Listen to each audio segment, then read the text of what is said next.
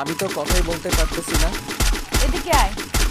মাথার পেছনে ধরে মুখের সামনে নিয়ে নিজের ঠোঁট দুটি লাগিয়ে দিল আমার ঠোঁটে। মনে হচ্ছিল মুখের সব ঝাল আস্তে আস্তে উধাও হয়ে যাচ্ছে। অনেকক্ষণ এভাবে থাকার পর সিমি ম্যাম নিজে থেকে ছাড়িয়ে নিল। এখনো ঝাল আছে? না। জানি থাকবে না। আমি বসা থেকে একটা হাত ধরে ফেললাম। কি হলো, ছাড়ো। আরেকবার দিবেন ম্যাম? কি?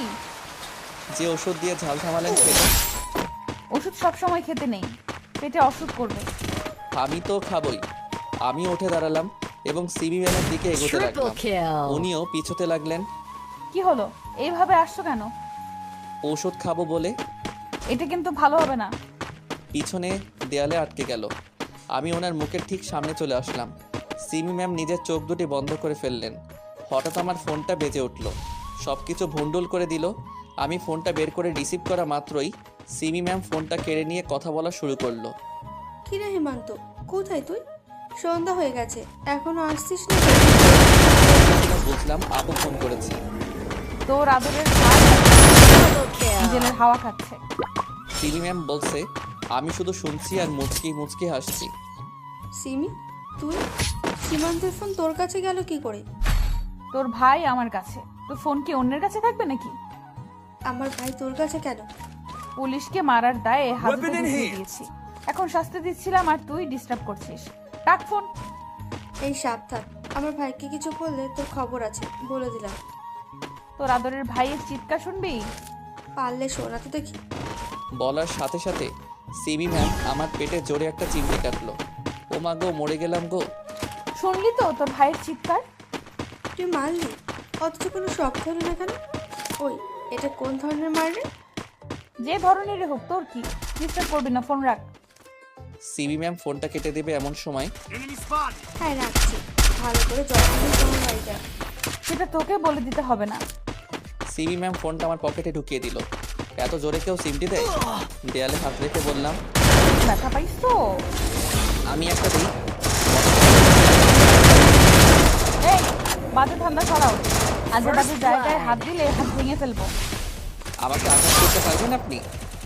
আমি আপনার কোন বাপের মেয়ের জামাই যে আপনাকে আমি আঘাত করতে পারবো না? যা ভাগ, সর সামনে থেকে। বলেই ধাক্কা দিয়ে সরিয়ে দিয়ে 2 কেজি ওজনের ছ্যাঁকা দিয়ে সেখান থেকে চলে গেল। এতক্ষণ মনে করেছিলাম যে সিমি ম্যাম হয়তো আমাকে ভালোবাসে, কিন্তু এখন মনে হচ্ছে পুরোটাই আমার ভুল ধারণা। যাই হোক, ছ্যাঁকা খেয়ে দেবদাস হয়ে দেবদাসের মতো দেয়ালে হেলান দিয়ে বসে রইলাম। রাত হয়ে এলো, কিন্তু আশ্চর্যের ব্যাপার হলো সিমি ম্যাম এখানে বাসায় যাচ্ছে না কেন? ওনার ডিউটি কি এখনো শেষ হয় নাই? যাই হোক, এভাবে কিছুক্ষণ বসে থাকার পর হঠাৎ দেখতে পেলাম সিমি ম্যামের ফোনে একটা ফোন কল আসলো।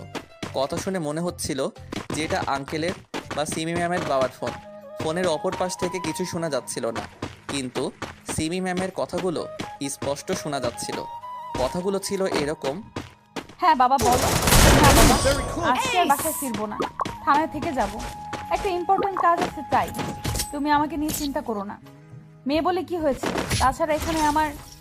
তারপর কথাটা আস্তে বলার কারণে শুনতে পাইনি, তবে সিমি ম্যামের মুখে আমার দিকে তাকিয়ে মুচকি হাসি দেওয়ার ছাপ দেখতে পেয়েছি। তুমি যা মনে করো তাই করো, রাখতে পারো। বলেই সিমি ম্যাম ফোনটা কেটে দিল। তারপর কিছুক্ষণ চেয়ারে বসে রইল। কিছুক্ষণ পর আমার কাছে এসে আমার পাশের দেয়ালে হেলান দিয়ে বসে পড়ল।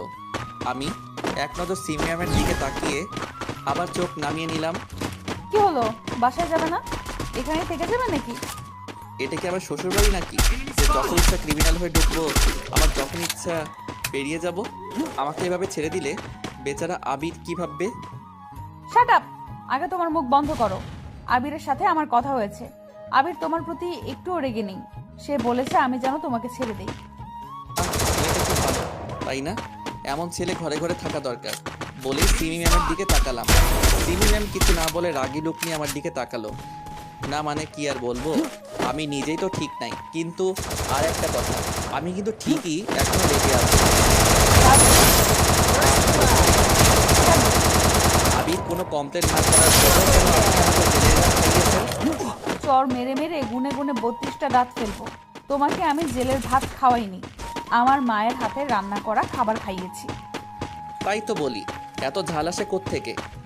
চুপ! আমার মায়ের হাতে রান্নার ব্যাপারে একটা বাজে কথা বললে ডান্ডার বাড়ি খাওয়াবো বলে দিলাম। না থাক, সরো, একদিনে খেলে আরেকদিন এসে কি খাবো? মানে জরুরি ব্যবস্থা আরো আছে তোমার? মাঝে মাঝে তো আসতে হয়। এগুলো তোমাদের খাওয়ার মতো কথা? আমি নিজের ফোনে হাত রেখে বললাম, এতে সিমি ম্যাম স্পষ্ট বুঝে গেলেন আমি কিসের কথা বলছি।